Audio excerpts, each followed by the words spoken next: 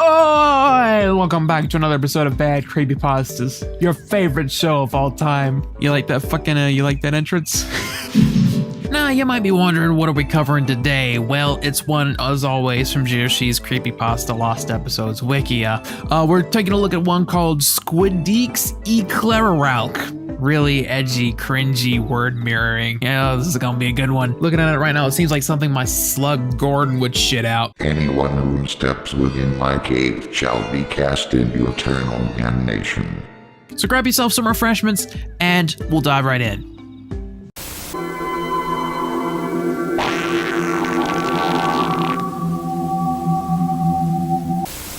August 7th, 2017. It was approximately 5:30 p.m. when my son, Jack, asked if I could hook up my old DVD player to the living room TV. I'd once had the DVD player hooked up to the TV, but one day about a month ago, my son got a TV of his own installed in his room. So I unhooked the old DVD player from the living room TV and replaced it with a brand new PS4. But his TV mysteriously fizzled out. Why you shouldn't buy a TV on Craigslist for 26 dolans. And so he asked me to watch SpongeBob on the living room TV. I agreed, and after I sent the other television to the scrap heap, I hooked the DVD player up to the main TV and inserted SpongeBob Season 7 Disc 1. My son wanted to watch his favorite episode, The Curse of Bikini Bottom. But when the disc had finished loading, something strange happened. The Nickelodeon logo appeared, except it was all grainy and it was jet black. The background was a dull blood red. Blood. I love it. Blood. Then near the very end of the logo, the background became pitch black, and the only clue to the logo's existence was a blood red highlight. I love me some blood. I explained to my son that it was probably just the DVD being misread, but I wasn't completely sure. Then the normal FBI warning screen came up, but the letters were black and the background was dark red. There was no grain, however. After that, the DVD menu appeared like normal. I breathed a huge sigh of relief, thinking everything would go normal from now on. Sadly, with all the creepypastas I had read, I had not learned my lesson.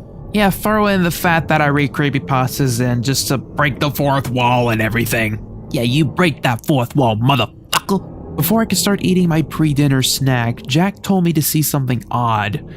I like how that sentence was structured. Jack told me to see something odd.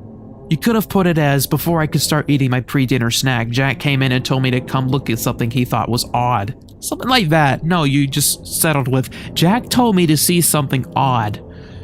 Sounds like a sentence a 9-year-old would structure. I ran into the room fearing the worst. Sure enough, the scene selection had changed. The thumbnail for the very last episode, Squidward in Clarinet Land, was not as it should be. Instead of SpongeBob's hand holding a clarinet, it was a blood-red Squidward with a look on his face that appeared either angry or scared. I asked my son if I could see the episode if anything had changed. See this creepypasta if you want to see what I was originally afraid the episode was going to be. And it's a link to Squidward in Clarinet Land original version. And he just plugs another one of his shitty pastas. Great job, dude. Luckily for me, my worst fears weren't realized. Sadly, the episode was not what I was hoping for. The title card was extremely malformed. The normal words and the mirrored words were both stretched and overlapped each other. So instead of saying Squidward draws clarinet it supposedly said Squidward's Clarinet, which, in case you were wondering, was where I got the title for this pasta. No shit. No fucking shit. Absolute mad lad. I would have never known. I would have never fucking known. You know, I can't put two and two together. I can't. I'm stupid. The opening credits were not malformed as the title card, but instead the words were completely white, making them hard to make out, and the rocks in the background were replaced with pits of green fire. Unfortunately, I could not get a screenshot of it in time because there was only one line of text that lasted 1 second at most. The text was messed up, so I could not quite make out what it said, but there were 2 words, and the first looked like P***, 2 exclamation points, capital U, /. This made me think of Paul Tibbet, but I wasn't completely sure. The episode started out mostly normal. except the motion was all blurry. It starts out with Squidward in a good mood as he rides his bike to the Krusty Krab. The fish in the boat ahead of him speeds off, causing pebbles to fly in his face. Squidward just ignores the pebbles and continues to ride to the Krusty Krab happily. When he gets to the Krusty Krab and puts on his hat, Mr. Krabs rushes up to him and remarks on how happy he is. He explains his clarinet recital later and that nothing can dampen his mood. He even holds up his clarinet case for Krabs to see. He walks to his post and soon a fish with bad breath walks up to him. There is drool on the fish's chin as he asks for a Krabby Patty. The fumes whack Squidward in a comic manner, only it harasses him more than in the normal episode. Finally, it delivers the final blow and vanishes. Squidward's smile is now a little less meaningful, but he still looks as if in a good mood. He tells SpongeBob to cook up a Krabby Patty and then turns back to the customer.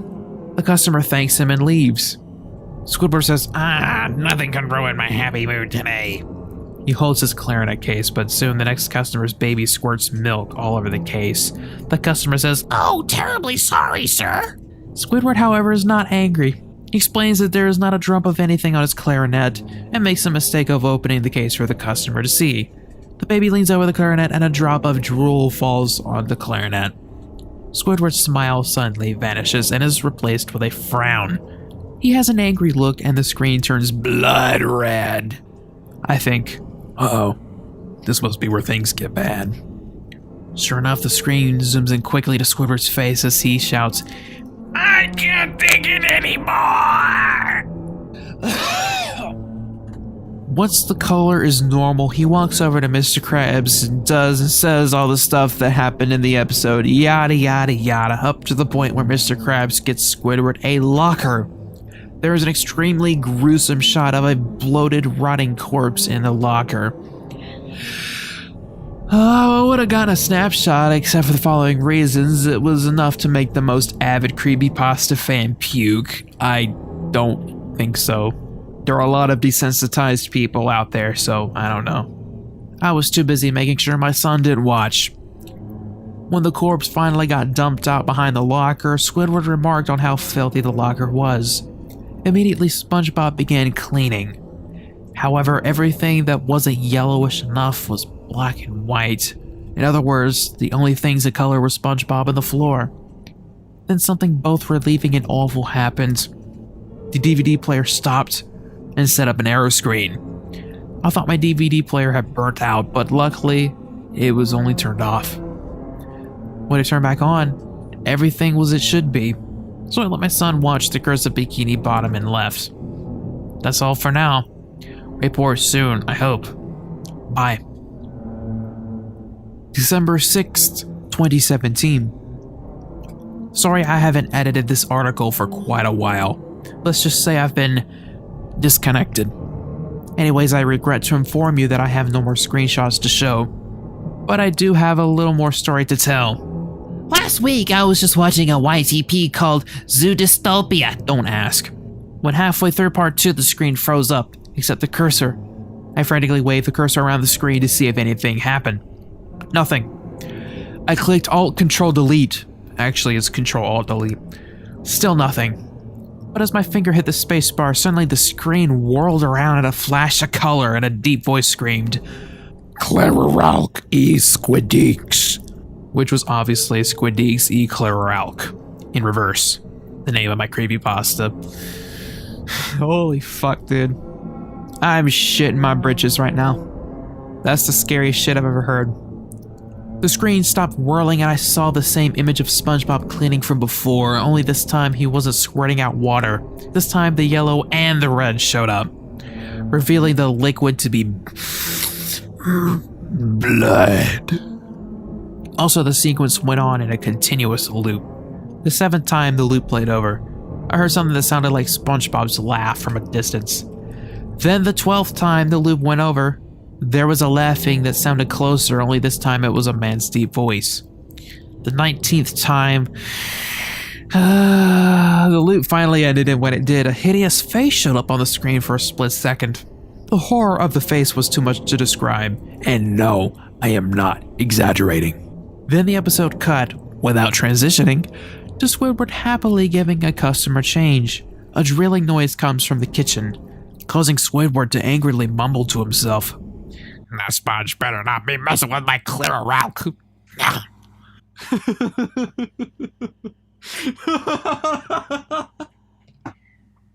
I noticed that he had uttered part of the creepypasta's name. He threw the change to the ground and went in the kitchen, and people noticed. Suddenly, everyone dove for the loose change. This is where something disturbing happened. Krabs charged at the people like an angry ape protecting his territory. Well, this was an angry ape protecting his money. One fish didn't leave. Suddenly, the background color was inverted, and it almost seemed like the background was melting? Crab's eyes became as black as coal, and he lunged for the fish. Suddenly, everything in the world was warped except Satan Krabs and his victim. Love the name, Satan Krabs. Just quality name. I'm doing the okay hand sign right now. Quality name. Then he grabbed the fish's throat and started torturing him. He slammed the fish's head on the floor in a disgustingly realistic and gruesome way. Soon blood squirted from his head like a volcano or a geyser. Now the fish was screaming and crying for mercy. But Satan Krabs, instead of showing mercy, violently jerked the fish up to his face and whispered in a deep, twisted voice, "You have messed with the devil. Now you deal with me." I turned around and threw up in a garbage bin. For some unknown reason. I don't know. I don't fucking know. This was nothing that would normally make someone vomit, but I don't know. I guess I was just already queasy a little bit, you know. I had some maybe a little bit of bad chicken, you know. Maybe some rotten cheese. I don't know. Something made me puke. I don't know. Suddenly my computer went dead.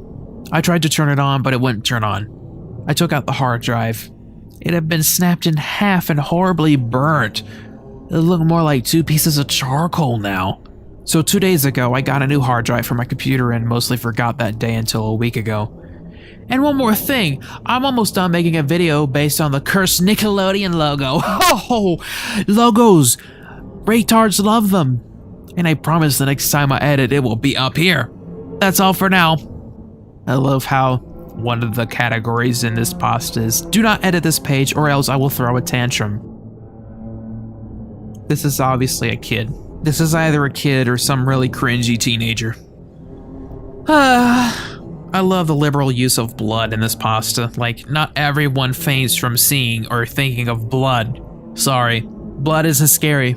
I get cuts on my finger all the time and I don't faint from the sight of it. I don't know, if you add blood for shock value to a creepypasta or say blood red or whatever, just you have no creativity. You lack creativity. I'm sorry, but you need to get those creative juices flowing a little more. This isn't gonna cut it.